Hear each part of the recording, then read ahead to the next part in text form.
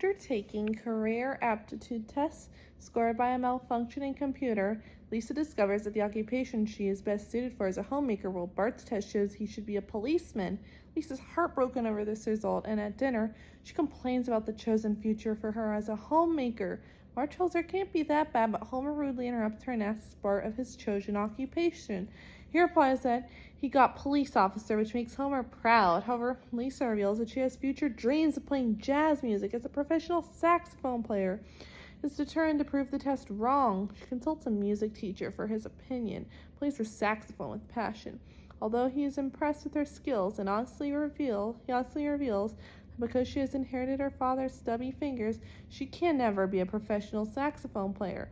Much to her disgust, Lisa is therefore required by the test to spend the day doing chores with Marge while Bart goes on a ride along with the police. Lisa hates her role as a homemaker, and realizing that her future dreams have been shattered, she loses interest in being a good student. Without any motivation to her best, Lisa quits playing saxophone and becomes a rebellious, sullen,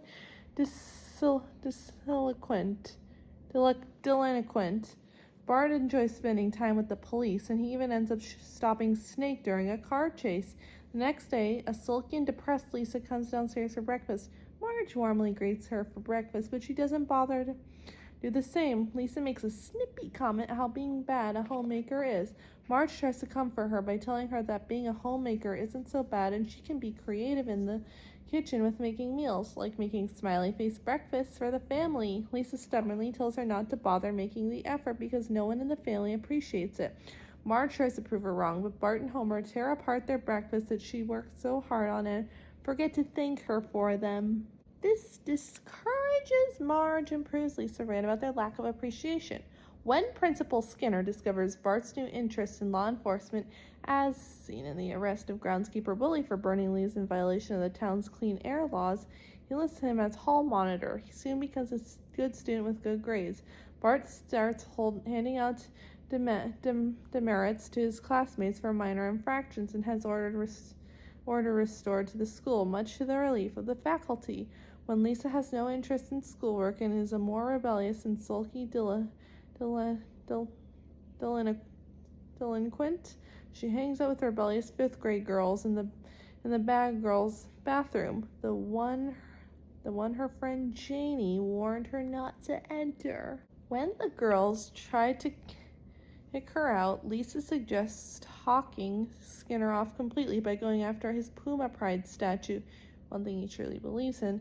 They take this to heart, realizing Lisa knew more of Skinner's weakness than they do, and ruined Skinner's Puma, making him discouraged that there are still some delinquents discouraged that there are still some delinquents willing to take him on despite Bart having restored order to the school.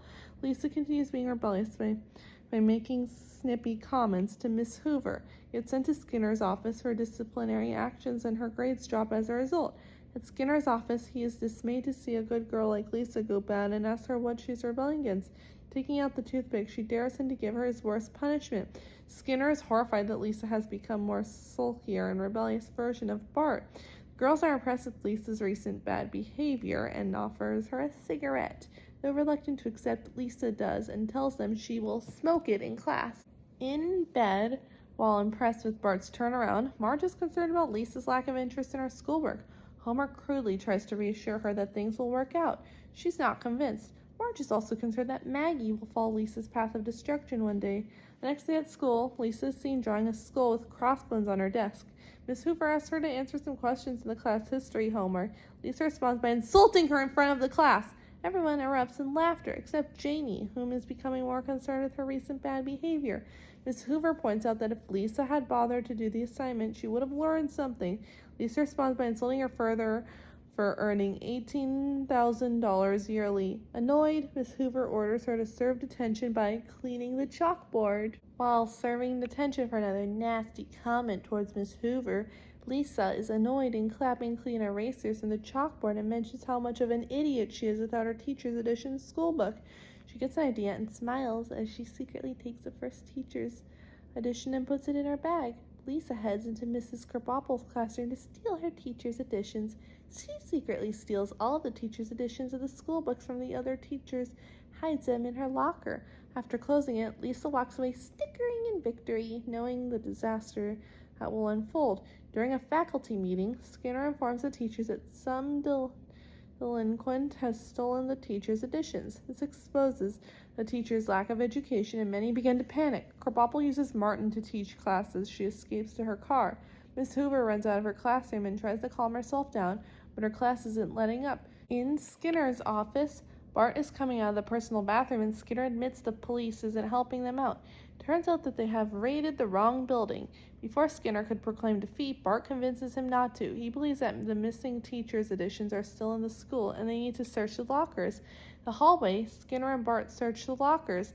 This causes concern for Lisa, knowing the punishment is looming her way if anyone found out it was her. Bart finds all the books and realizes that she is the culprit. Realizing he now knows the truth, Lisa slams her locker shut and confesses her part in it. Bart asks her why she would destroy herself by rebelling against the system. Lisa begins crying in frustration.